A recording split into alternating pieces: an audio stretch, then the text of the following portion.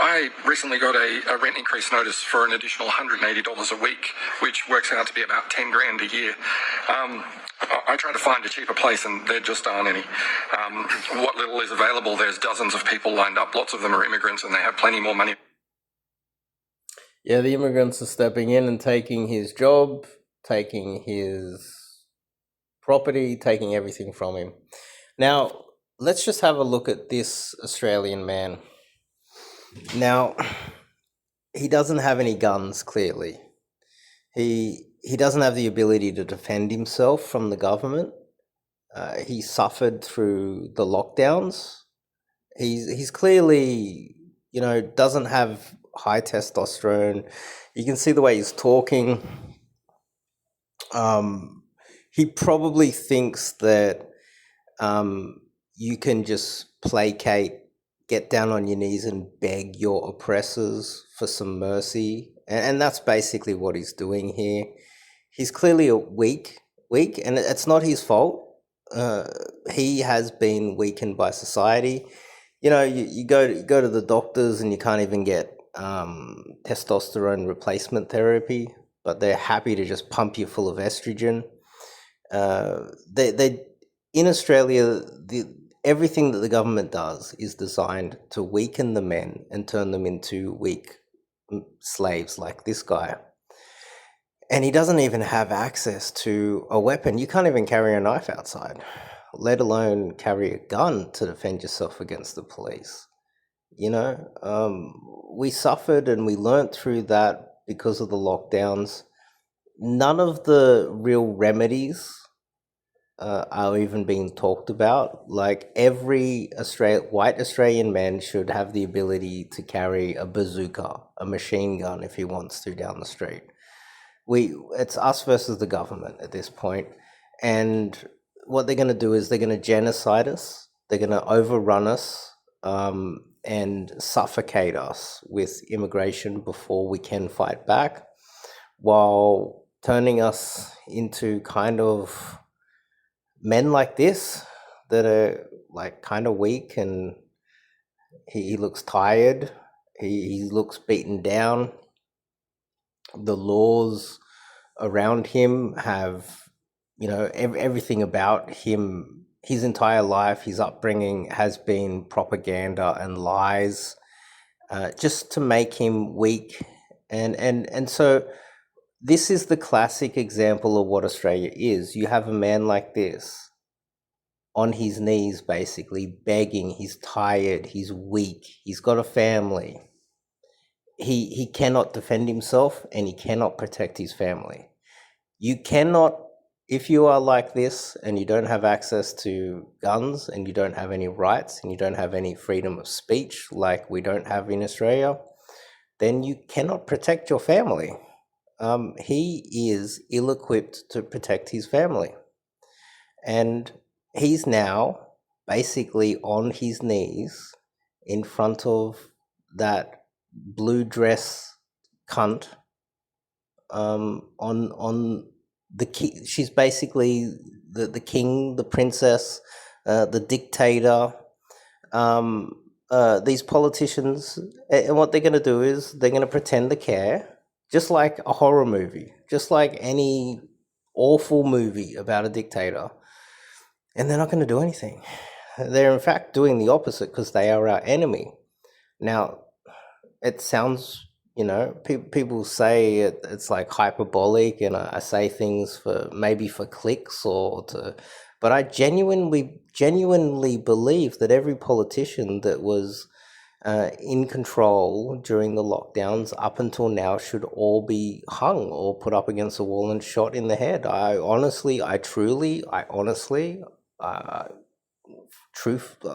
swear to God, in front of God right now, that's what I truly believe. They all need to be shot. Like, I don't know how else to say it.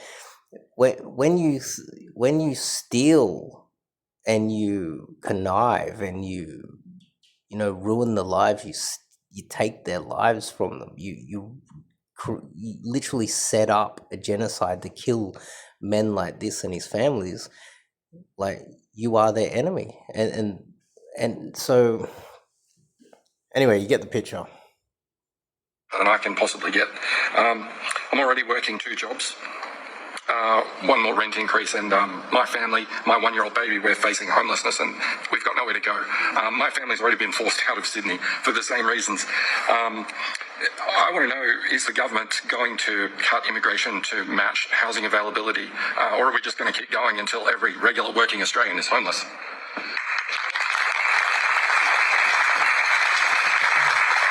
I'm so sorry you're going through that. I'm so sorry you're going through that. Now, the thing is, just look at this man's face. This is so what happened was we had the boomer generation that were hard. No, we had the generation before the boomers, sorry. My grandparents. Then we had technically my whatever generation was my parents, the boomers, the generation after them. They were the spoilt brats, the literally legit the stoners, the drug addicts, the alcoholics, the dummy dum generation. And what they've done with their authoritarian, twist on the entire Western world is the boomers have plundered everything, and they're the ones holding the assets. And men like this, he might even have 2 parents that have assets, but they plundered it, or they gave it away, or he had an argument with his parents. He's not only at the whim of the boomers or he's maybe both of his parents were useless parasitic pieces of shit that were alcoholics their whole lives, like my father. Just dumb piece of shit that's done nothing, lazy motherfucker. Or like my mum, who's like a useless piece of shit herself. We're at the whim not only of that generation that's holding all of the wealth, and they're just like, they gave away our guns and our freedoms. And since then, we've lost everything. Every asset in the country has been stolen. John Howard stepped in and took away our guns to protect ourselves. And this is what's left.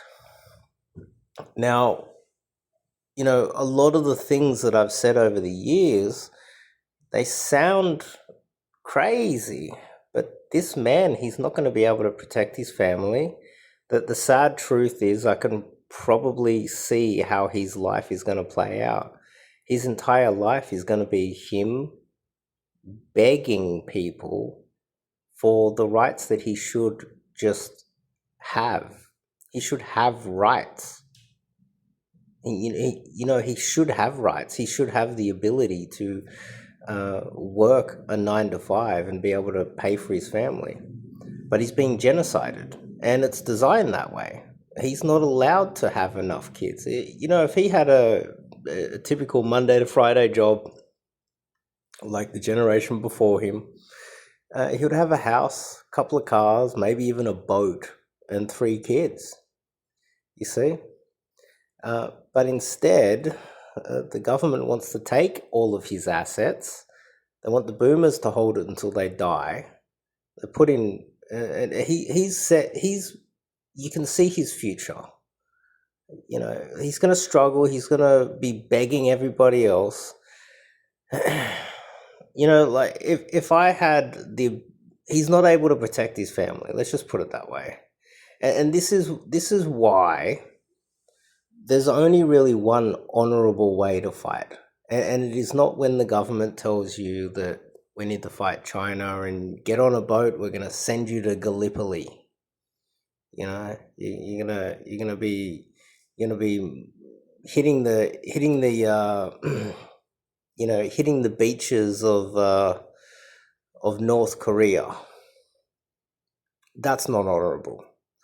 The honorable way out, the honorable way to die is basically on the grass at Parliament House, charging to the front doors to try and hang all of those pieces of shit that are actually doing it to you.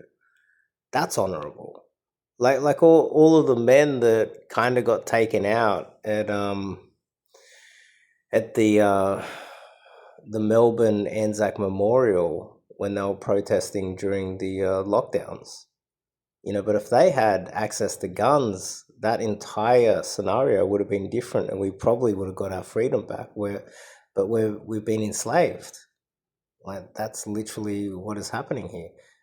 We're enslaved, and this man here, you can see he's a little bit overweight. He's a little bit weak. He's defeated. You can see it. He's demoralized. He's been demoralized. He can't protect his family. He's now begging the government, who is actually, you cannot, it's like a it's like a wounded gazelle in front of a lion, just sitting there going, oh, oh, oh. The lion's gonna eat you. The lion's not gonna show you mercy. The lion needs to actually feed off you. This is how, the circle of life is. And so when men like myself, we explain the reality of the world to you guys, it sounds insane, but look at this man's face. Is this the face of a proper Aussie man that understands what needs to be done? Or now a beggar, a pauper? So myself, I'm not rich. I'm poor. I had to leave the country because I can't afford to live there. But you never heard me like begging. You heard me get angry. I've been online now officially a decade running this channel, 10 years, and people are like, "Oh, Dave's crazy. Oh, he's so, why is he so angry? Like, you need to like chill out." It's like, no, like I legitimately know. I understand. These people are our enemy. The government is our enemy. We need to pull out the guillotines and start chopping off their heads. And people think, I don't know, maybe people think it's too far, but if this guy had the ability to, get together 100,000 Aussie men and start, attacking the police stations, weakening them, arming themselves, and then marching on Canberra and legit like killing all of these politicians, we might get part of our country back. But it's not going to happen without an armed revolution. I'm sorry to say, but eventually you're just going to end up, if he can't feed his family, if his wife and his child are not really getting what they need, they're going to leave him. You might as well die on the front lawn of Parliament House, Ned Kelly style, trying to take back your country. Because eventually you're just going to die in a whimper. It's just going to be a nice, oh, and the lion, the government, is going to eat you alive, which they already have. And it's a story we all hear right across the country, obviously, particularly in the bigger states around the bigger cities. We have been working very hard to get migration levels, immigration levels down to something we think the country can manage. And what we've found after those efforts is that arrival numbers have returned to about pre-COVID levels, but we're not managing the exits, the people returning back home. If they've been here studying or they've been here for short-term skilled work, and we're working very hard on that. So we do want to see those migration numbers get back to something like... During the lockdowns, I had a nice apartment in the city, by the way, and it was cheap. I was actually really happy living in the city. As soon as the lockdowns ended, and a massive flood of immigrant parasitic pieces of shits flew into the country after I'd just been squeezed. I was just squeezed. I couldn't generate any income all that time, and I lost all this money having to move around. As soon as they open up the floodgates, the cost of all of the rent just skyrocketed. you know, like the only solution here is violence. I hate to say it. It's like attacking the immigrants, attacking the police, like hanging politicians, like mobs. I'd just love to see like hundreds of thousands of white men becoming militant and just like killing everybody in sight. That's just what do you suggest? We just sit back and beg the lion for mercy? It's pretty naive, isn't it, guys? Look at your history books. When I talk about these things, they sound crazy and radical. I get it, but look at your history books. In fact, like every authoritarian regime throughout history, if the people actually rose up and just started killing their own politicians, then that country wouldn't be a threat not only to its own people, but foreign nations as well. Normal for Australia. We also know that migration has been an important part of keeping our economy going. We also have a very tight labour market with lots of skill shortages. I know in health, in hospitals, in aged care.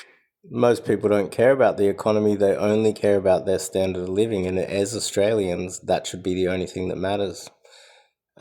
He didn't mention that there's like $4 trillion worth of Australian mining taxes and revenue flowing out of the country and going into the hands of the people in Israel or the United States. He didn't mention that either. But that's the whole point of the immigration, because the immigrants come here and they don't expect to have a retirement. You kind of do as Australians. So you either fight for your retirement, you fight for your right to survive, or you just let them squeeze you until you, like this guy, have to take your 1-year-old child out. Like the proper hero's way out is to him to die on the grounds of Parliament fighting these people. That's the only way, and we learnt that during the lockdowns. It's like everyone knows it now. Facilities, we struggle to keep those operations going. So it is a fine balance. Governments of all political persuasions always have to try to strike. But we know we need more houses. Like, we just need to get building more houses. And partly that's why we have focused on a range of programs to get more houses built, including affordable houses. But we also need to clear some of those log jams in planning approvals and the sort of infrastructure that stops new housing being built, whether it's footpaths, sewage and water connections and things like that. So, look, I think we got up to 7 or 8 as the cost of living. Yeah, when I look at these pompous scumbags just sitting there going, yeah, we just need to do this and we need to do that, while doing the absolute opposite. We don't need to be building any more, guys, we don't need to be building any more infrastructure. We don't need to be he's like, oh yeah, we just need to clear out the log jams of developing new housing. Like, what does that even mean? Isn't the government isn't it their decision whether things get approved or not? Just approve it. Okay, you're deliberately not approving it. You're not approving any new construction while flooding us with more scumbags. You do realize that all the immigrants are scumbags, like all of them, because they're stealing your livelihood. Like, as a white Australian man, like this guy, you look at these politicians and it's like, it's you or them, buddy. It's your family's life or theirs. And they're just going to sit there without armed guards on stage and just tell you, oh yeah, sorry about that. We just let in 500,000 more people this year to flood you out. It's basically, we're basically out of time already. We've been squeezed to the point where there's nothing you can do anyway. I think it's basically game over. We've basically been genocided. I just keep hoping every day that there's like a group of white Australian men that like are able to trigger like this asshole here said the Weimar Republic. I would love to see something like that triggered and just a whole bunch of blood and guts, and just clearing out all of the scumbags and white Aussies coming out on top. Proper revolution genocide, and every politician gets gutted and hung. That would be probably God's bidding. I would say that would be what God would want done, because what they're doing is evil. They're technically stealing and plundering, theft. They're lying. There's an evil cabal running the country, and the only solution is to go to war with them. Proper revolution. Housing is a huge issue in the community. Well, I would say health is as well, but housing is a huge issue because I hear far too many stories like that. Well, housing is the number one issue of cost of living. Is the cost of housing, and there are Supply as well. Supply. No, but the number of housing, the cost of living crisis is personified in the housing crisis, and there are people like Food Bank, you would know, does a report every year on this, and people are actually going without food because that is negotiable, whereas having a roof over their family's head is not, and so it's absolutely huge. And the migration thing, it is complex because, of course, one of the shortages we have is enough people to build the houses. So it's a real chicken and egg problem, and also you can get your eggs. What we need more people to. It's not a chicken and an egg thing. Shut off immigration, 100%. Just stop letting them in. We have too many people here. We have more people than properties. So this guy here, Hinderbrand or whatever, he's your enemy. Like, you see, they don't have radical voices like myself getting hired as journalists. I basically do the same thing that this guy does, except I'm not backed by a big media organization, and I'm a legitimate Aussie. What is this guy? What BS is this guy on about? We need more people so that we can build more houses. It's like, no. Just don't let any more people in and send back every person that has come here.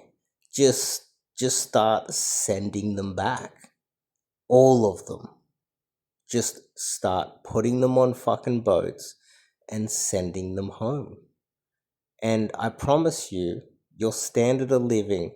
See, during the lockdowns, everybody was sent home, weren't they? I was living in Sydney CBD during that time, and I promise you my life was fucking heaven. I had a nice apartment on George Street, Sydney CBD. I was basically living like a king. Rent was the price that it should have been. And as soon as they open up the floodgates, the cost of my rent for that apartment, and I got evicted and they stole my bond because the money-grubbing people who own these properties, they just do anything to just steal, theft, plunder. It tripled or quadrupled overnight. Like, this has nothing to do with anything other than stealing cash from the Australian people, the livelihoods, increasing inflation. Where does the increased inflation go? When inflation increases, where does all that money go? It goes into the pockets of the politicians you should be hanging, and they send that money somewhere else. They don't keep it in Australia. That money's being sent to another country, and your politicians are doing it, and you don't have guns to defend what is yours. Smaller shops as well. It's the companies that make it for the big supermarkets that have been hit by the avian flu. I even tried the butcher to see if they had the eggs on the side. We've got almost a show about eggs, but Morgan, your story is serious. You're saying you're doing 2 jobs, you're trying to keep a roof over your family's head. That sounds like every day is hard for you. Beyond lowering immigration numbers, that you like competition for housing, are there other things that you're looking for? Let's just look at his face. Like, you know, when you're working 2 shifts, You can't afford decent, healthy food. You have to eat processed carbohydrates.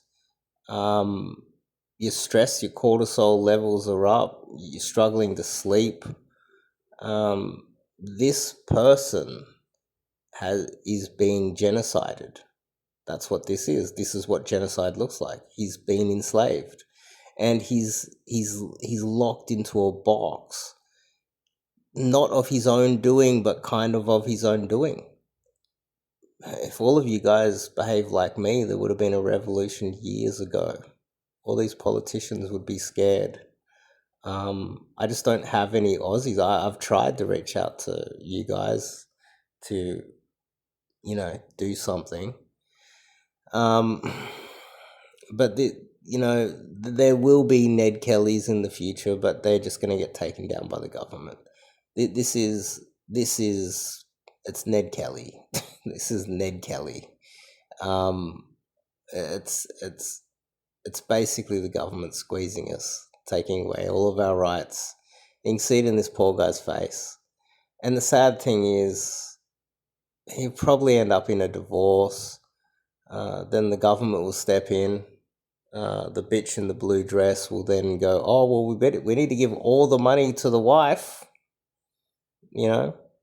She's going to be given custody of his kid. And this guy's, he doesn't have the law in his favor when it comes to the family court. He can't afford to stay in Sydney CBD. He's working 2 jobs. The cortisol levels are up already. He's probably not sleeping. He's probably not eating good steaks like his parents were able to eat. Nice, good, big steaks. Access to good eggs and bacon and meats and fish and all of the stuff that our parents had literally the best lives of any generation throughout history, and they were the wealthiest, and they just became alcoholic. Imagine being able to do a 9 to 5 Monday to Friday and be an alcoholic and still have a massive house with like 3 or 5 kids and still be able to afford everything and then have 100 beers every night. Like, that is something that we can't do anymore. And the steaks were so big and thick. And who's eating it? Immigrants. Immigrants are eating your steaks. It's as simple as that. This is not a lie. This is not hyperbolic. Immigrants are eating your steaks. They're drinking your beer. They're living in your houses. And you have to work more and more hours because the government wants you to be weak and powerless because, well, there's a wealth transfer happening. And you can see it all over this guy's face. And he's begging to the king, please show mercy. But buddy, there's no mercy coming for you. No mercy. We're in the middle of a genocide. And then he probably goes down to the shops and he's like, why are all the advertisements African men? And where's all these African men coming from? The government's sending them in. His daughter might get raped soon. Well, that's really the main one. And as I understand it, the government makes the laws and decides who comes in. So if you've got 2.5 million people coming in a few years, surely you can say to them, no, we don't have enough houses. See, he's begging the evil. He's literally the wounded gazelle, the wounded sheep, begging the lion. And he actually thinks that there's a God here. He thinks that there's mercy coming. He thinks that these politicians have morals. No, they're pure evil. They can see that you're suffering, buddy. They're the enemy. It's kill or be killed. And when I talk about revolutions, that's why they took away your gun. That's why John Howard took away your guns first. So then they can plunder the entire country and squeeze you the way they're doing it right now. John Howard's living like an absolute king. He's a hero amongst the Zionists. Matt King, you're a former Treasurer. And in fact, not trying to blame you, but, some of the problems that were building up in New South Wales did probably happen under your previous government's watch, as there was a federal government. Like, a lot of these things take a while to build up. Sydney particularly has become a place that so many people can't live in anymore. Yeah, Is it an immigration issue? Because a lot of people are Well, I think it's more complex than that. That is one thing. But the reality is, why are they clapping that it's more complex than that? It's not more complex than that. The country ran perfectly during the lockdowns. We had lockdowns and we still had the country running fine. They're flooding you because they're genociding you. And this man should feel unsafe. He should be wearing a bulletproof vest. He should have armed guards there, but he's not. He's probably able to walk to the car park without anybody threatening to kill him. These people are in plain sight, literally taking everything from you. It is outrageous what they are doing. that we need more housing supply. More supply into the system means more availability for renters, for homeowners, more choice. Listen to Sophie before. Her experience is not unique either. People are finding it hard to live in Sydney. They're having to move away from their care network. It's the immigrants. Too many immigrants. Don't build more houses. Stop immigration. 100%. But you see, this is what this guy's doing. He's lying to you. He's basically, to your face, he's saying, the discussion around more immigration is non-negotiable because that is what genocides you. We're going through a genocide, people. They're flooding you to genocide you and weaken your ability to fight back. And they may have already flooded us with so many immigrants that we cannot fight back. Their families and friends and stuff like that. And we need to address this. So I'm the Climate Authority Chair, so I'm speaking to the ex-Treasurer here today, and let me say that the number one priority for governments, a lever that they could pull, is making it easier in our planning system to get stuff built, because there's way too much red tape and green tape that is stopping housing developments, whether it be in Sydney, Melbourne, or right across Australia. No, it's not. Building more properties only puts more money in the hands of developers and government people who are building these houses, and the corrupt officials that give it the go-ahead only after they receive some money under the table. Australia is officially the most corrupt country on planet Earth, and it's not because of what's happening domestically. There's a lot of genocides happening across the world. But the amount of money that's been stolen out of the Australian economy, it's worse. It's worse than any other country on planet Earth. So the only thing that can be done is shutting down immigration. That's the only solution. Not you let in 100,000, 200,000, 500,000 people, while we still have a housing crisis, and you just say we're going to build. You cannot build enough houses for all of these immigrant trash. Like, the only solution is every white man in Australia arm yourself and start killing politicians. It's the only way, people. This guy is literally saying that he's genociding you to your face, lying to your face, spitting in your face. I just can't believe it. It's hilarious, actually, seeing how naive people are. Yeah, well, there's New South Wales and Victoria already working on that. But yeah, we've got another question now, moving to another topic, actually, from Dr. Paul Duff. Hi. Hi, PK. I'm going to read my question because I want to get this exactly right. I've spent 3 days trying to get it right. Paul, I reckon you're going to nail this question. Yeah, let's hear this question, and it's probably the end of this video. While I welcome the recently announced boost to Medicare, and the measures to increase the number of GPs, why should I trust you or any other government to not simply go back to neglecting Medicare and damaging general practice into the future?